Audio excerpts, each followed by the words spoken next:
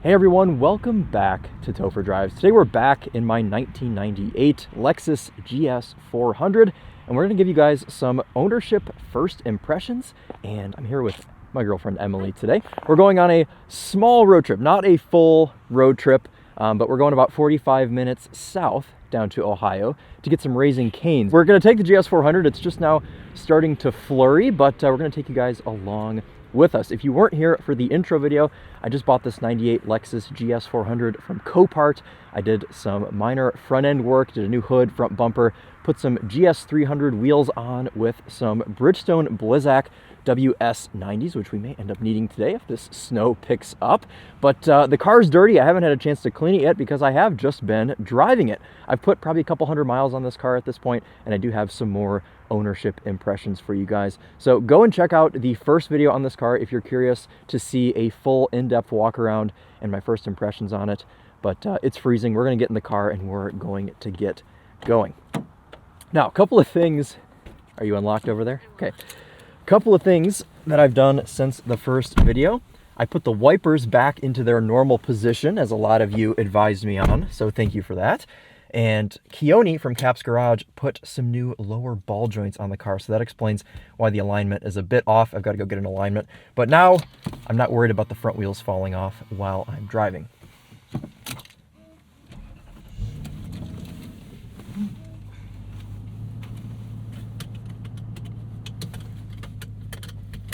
What do you think? The seatbelt needs some lube or something. Okay, thank you.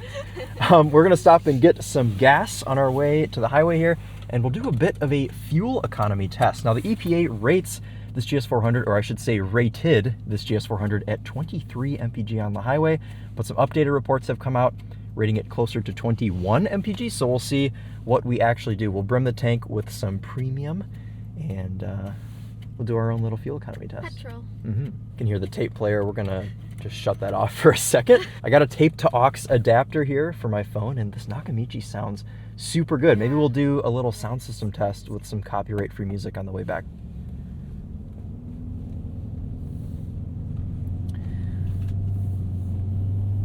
So it actually worked out this week. The Topher and I are sharing just one press car, so I've been driving the GS400 around, and I've gone through almost a full tank of fuel, as you can see. And it's been a pretty nice car to live with. I have minimal complaints. It's just like a big, nice, cozy Luxo barge. Of course, under the hood, 1UZ, 300 horsepower, 310 pound-feet of torque. This is Emily's first time riding in the car. It is. What are your first impressions? It's cozy. The heated seat's nice. It warms up.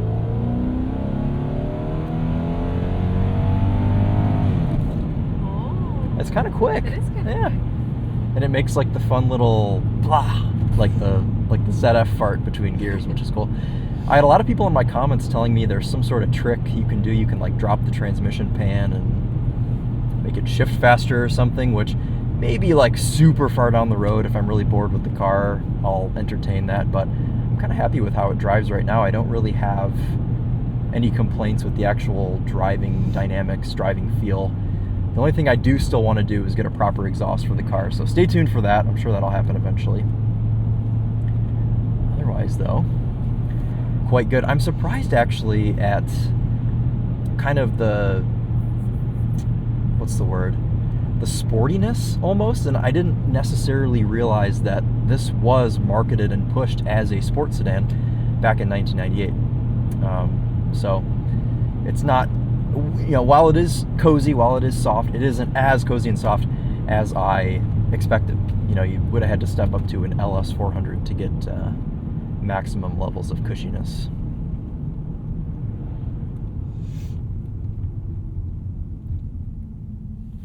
Let's try out ECT power mode, and let's try shifting our gears manually here with the shift buttons, because all of you gave me grief for not doing that in the last video.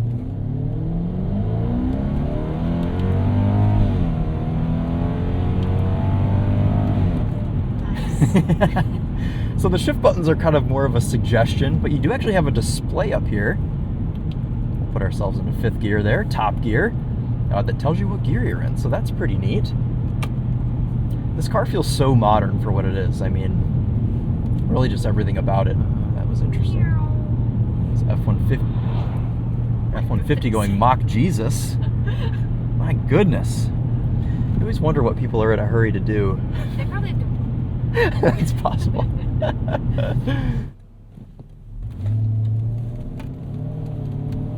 It's sharp.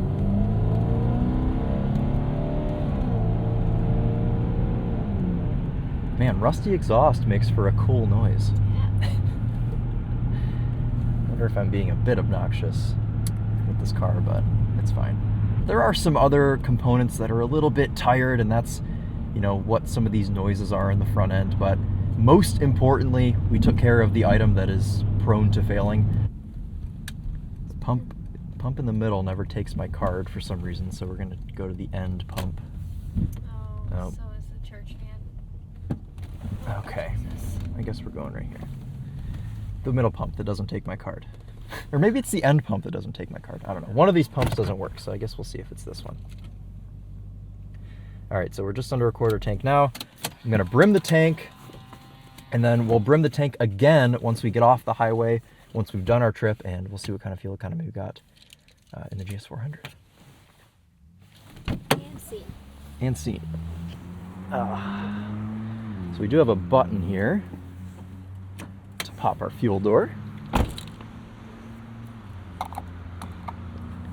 Premium fuel only. Of course, we'll abide by that.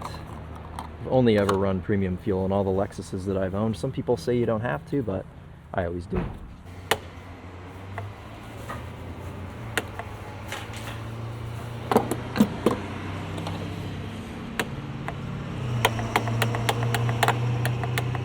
Hello?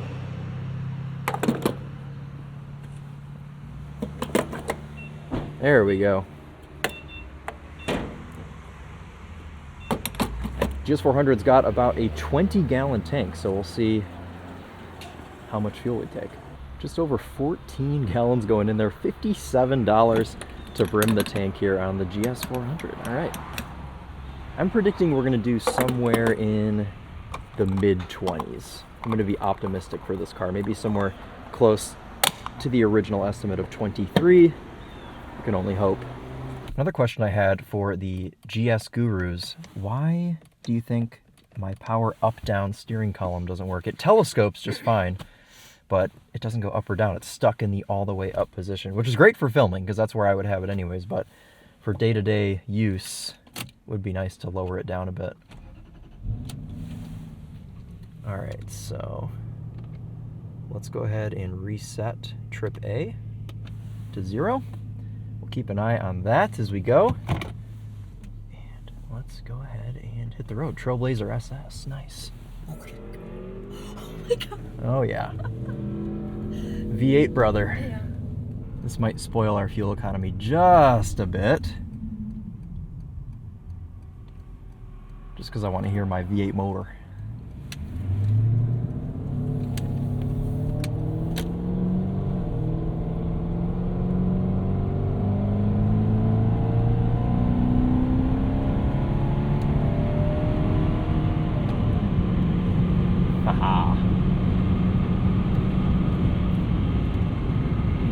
And easily up to speed. I mean, we didn't even rev it out past like 4,500. Plenty of torque to get you merged on comfortably. And I think we'll cruise just below 80 because that's pretty realistic. Set our cruise control. I love these little cruise control stalks that we got on Lexuses all the way up until just a few years ago when they switched to the stupid 4-play steering wheel controls. Good stuff. All right, let's take ourselves out of ECT power, put ourselves into normal. Pretty minimal wind noise. Yeah. It's like a pretty quiet car. The only noise I am hearing are from the snow tires, which you have to expect. Snow tires are always going to have like kind of that high-pitched scream. Yeah. We'll be back shortly to give you guys some highway impressions.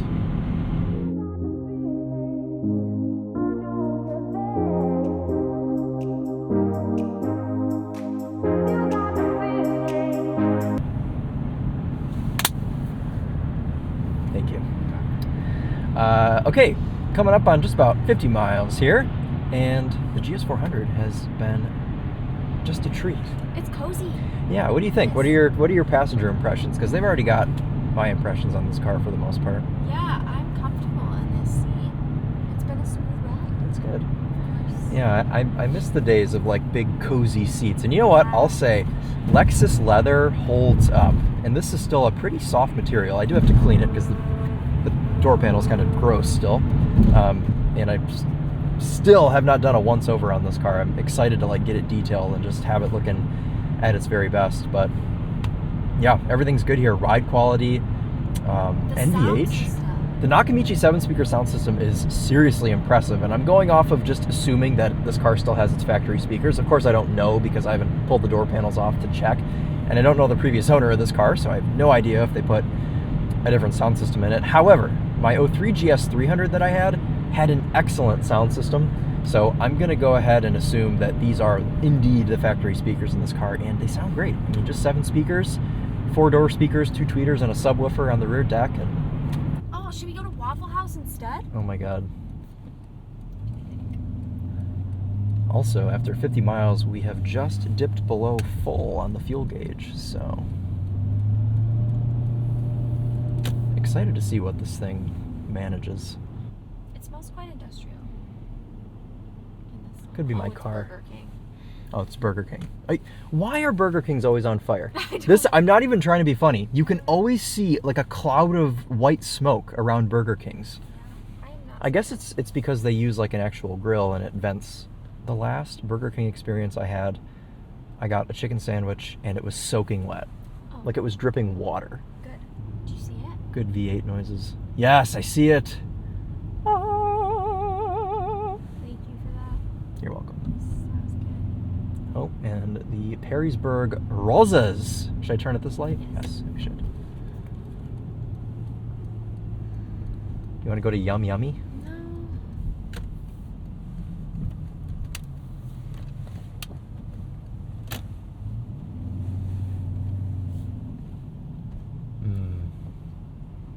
Smells like chicken.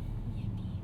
For the sake of the video, I think we're gonna ditch the drive-through and we're gonna walk in because this hasn't moved and I don't want to spoil our fuel economy, so I'm gonna exit the drive-through line before we're trapped.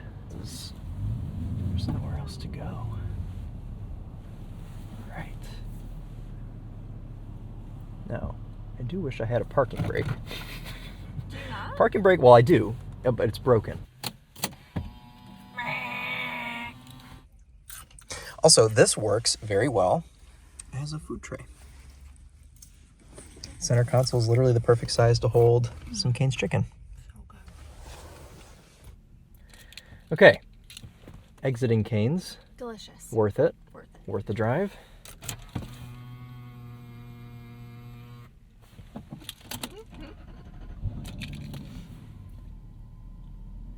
Fire up the old girl. Try and shift around the cups that are there. We're good. Pretty heavy steering in this car, I will say. But, you know, that's that sporty feel they were going for back in the late 90s, trying to fight the E39 5 Series. Good ground clearance. Don't have to angle out of curbs. V8 brother, and it's the same color. Lovely. Yeah. Perfect. We're now leaving Ohio. Thank God. Thank goodness. Once we get on the highway, we're going to do a sound system test. Let y'all listen to this 7-speaker Nakamichi premium sound system. Lexus moved away from the Nakamichi when the facelift of this car came in like 2001, 2002. Because my 03 had dual subwoofers on the back deck. This only has one, and it wasn't branded as Nakamichi. It was just branded as like Lexus premium audio. That was not a V8 brother. That was a V6. Oh, brother. Yeah. Let's listen to that.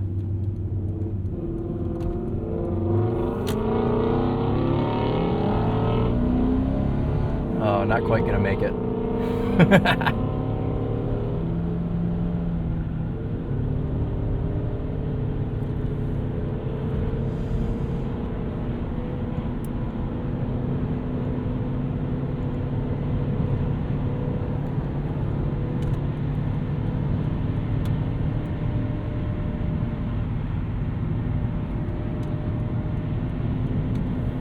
love the ease at which this car gets up to speed. V8s are just the best.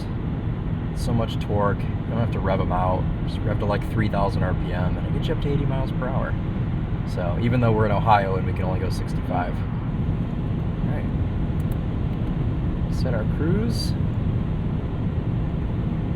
Turn on our extremely loud tape deck.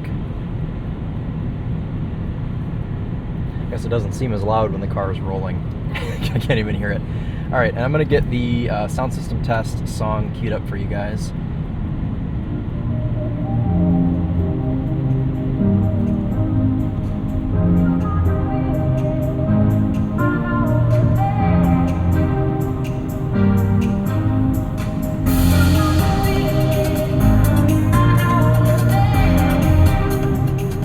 We have all of our EQ down here, bass, mid, treble, balance, and fader, all individual knobs. Love that.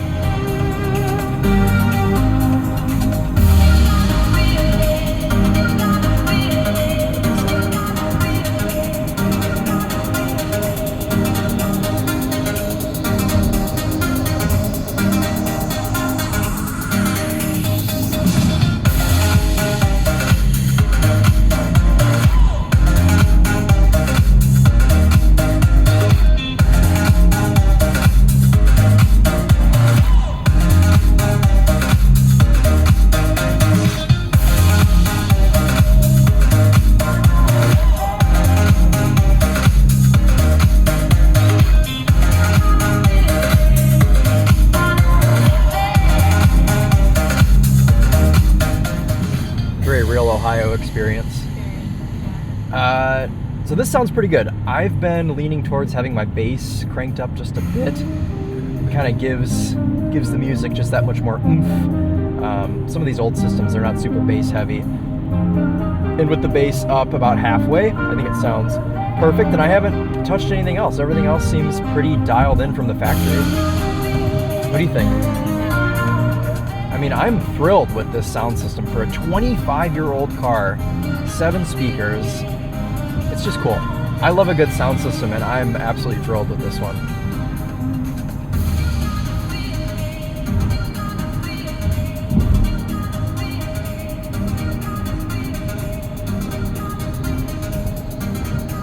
All right, let's turn it up a little louder here.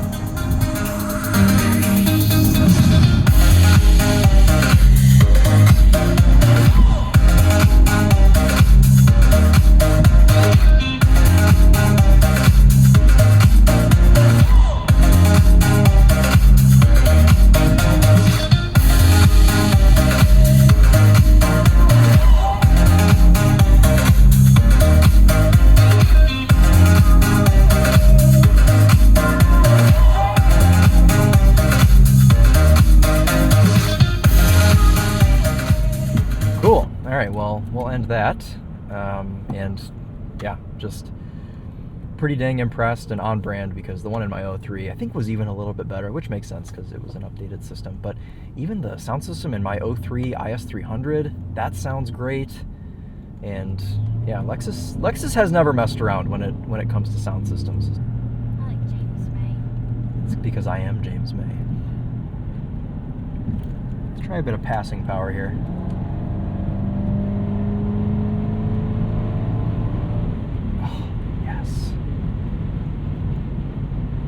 Dropped from 5th to 4th, had plenty of torque. At 65, we're revved at just over 2,000. At 70 to 75, we're creeping up on that 3,000 RPM mark, and it actually gets a little bit quieter once it's up in those rev ranges. And I assume that this would translate to, if you had some sort of an aftermarket exhaust, where is the car the loudest? And I notice it most right here at just above 2,000 RPM.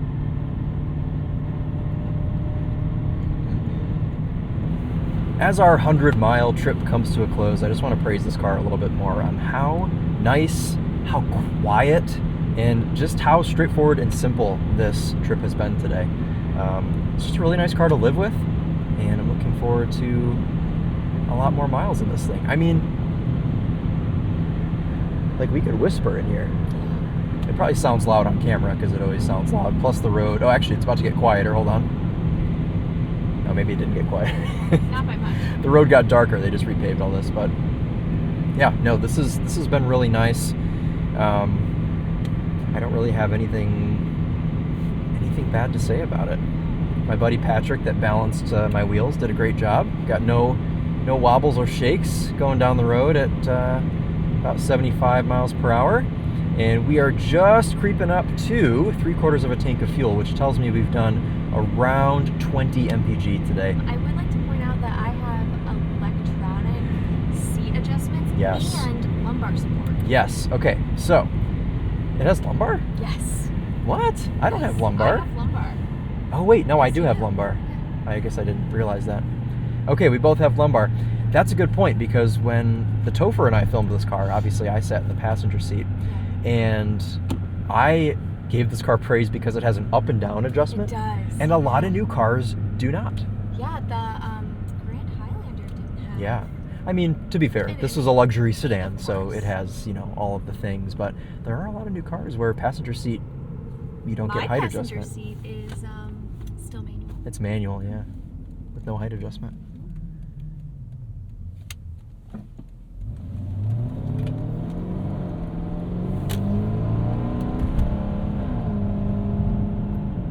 It makes a good noise.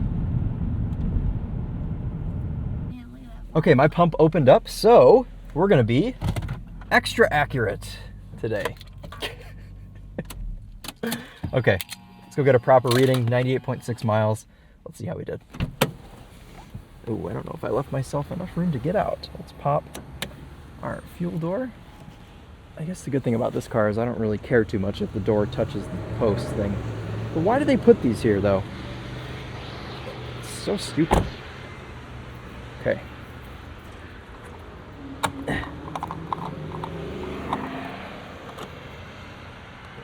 Stay.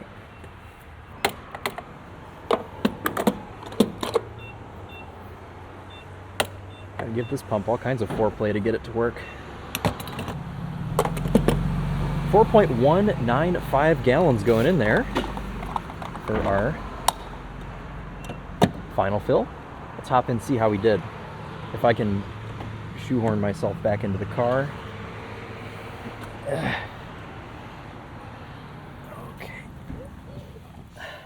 On our trip today, we did 98.6 miles. We'll divide that by the 4.195 gallons of fuel, and that gives us 23.5 mpg. I'm pretty impressed. I'm also impressed.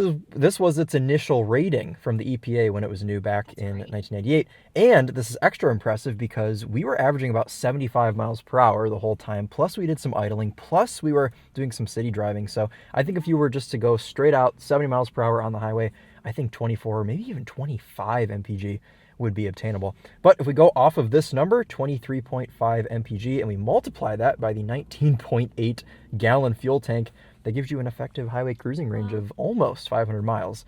Be safe, say somewhere around 460, 450. So That's could get you to Chicago, from Detroit to Chicago, and almost all the way back again. Yeah. So pretty sweet. All right, cool. Well, that's just about going to wrap it up. We're going to pull out of the gas station and make some V8 noises. I just caught a shiny. And then we'll be done. You did? Oh, nice. It's community day, isn't it? It is community day, but that doesn't... Not to discredit your shiny, I'm sorry. ECT power. Oh, yeah.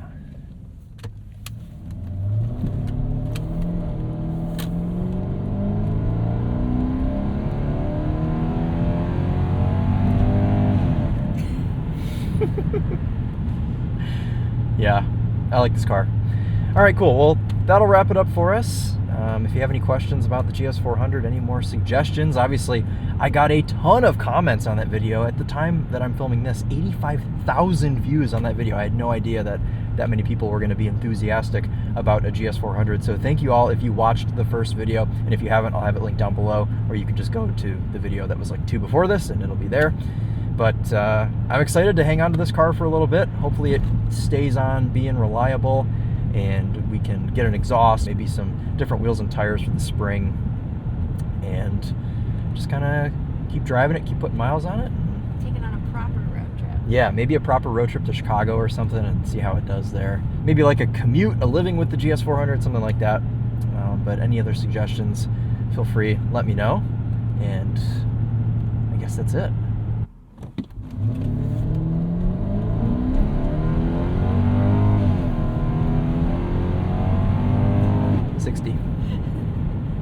This thing's quick. I mean, like, every time I do a good acceleration like that, I'm like, dang.